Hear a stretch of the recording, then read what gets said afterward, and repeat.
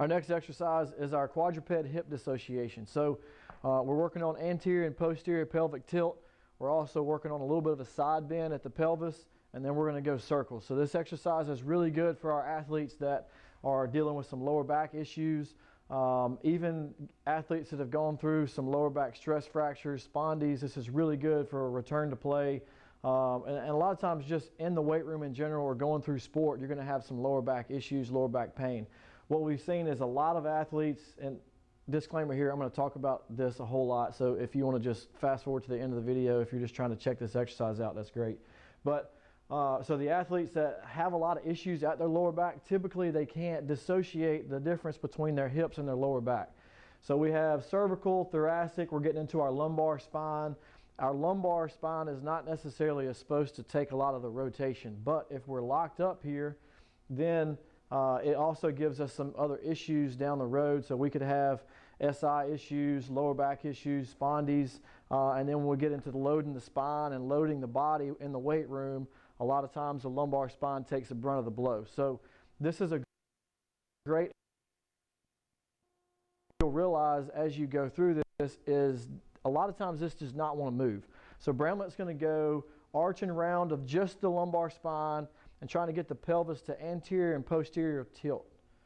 And he's doing a really good job here. A lot of guys, when I say do that, they can't necessarily get their muscles to activate and get the hips to move back and forth. So a lot of times I'll have to anterior and posterior tilt.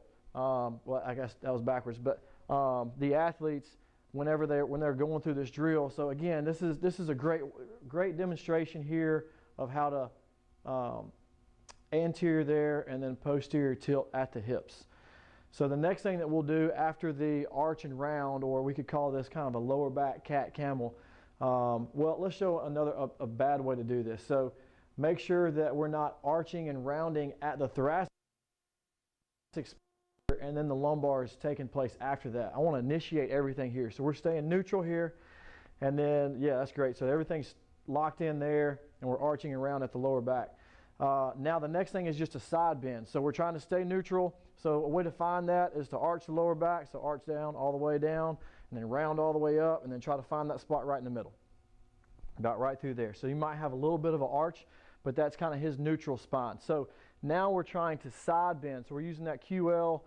That's great. So we're side bending here and then side bending on the other side. So a lot of times I'll just get here and act like I'm pinching the skin there, and the athlete kind of gets that and activates that QL muscle there. So a lot of times you'll see athletes kind of wiggling around, or they can't necessarily figure it out, so they're going to move their thoracic spine. You'll see their hips, their knees, everything moving. So try to keep everything still.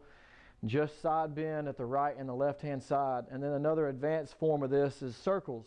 So we'll start with an arch or round, either one, and then a side bend, and then we'll round up and then side bend and come back through. So we're trying to get the hips to move as much as possible. The key here is just trying to get those spinal erectors down here at the lower part of our lumbar spine to activate and move, rather than just being so locked up and being rigid down here in our lumbar spine. The more mobility that we can gather here is just going to help our spine health. So instead of saying let's just shut down everything, my methodology is if we can get these spinal erectors, these muscles down here in the lower back, to actually work and move our body around, then maybe we can get a little bit of mobility there rather than being so locked up and then cause another back pain because of inability to move, lack of mobility and lack of strength in our lumbar spine. So that's what it looks like. Again, make sure we're not wiggling around too much as we arch and round, and then start to do our circles. Again, this is very, very, very tough to do.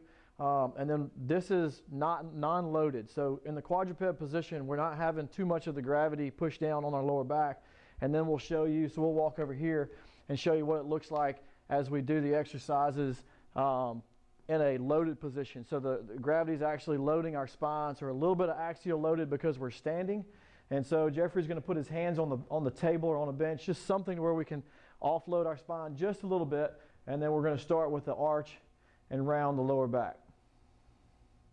So you can see he's actually starting a little bit here with his thoracic spine, which is fine. I mean, that's kind of what we're trying to stay away from, but that's just showing the difficulty of this drill. So everything's staying neutral here, and we're trying to arch and round there.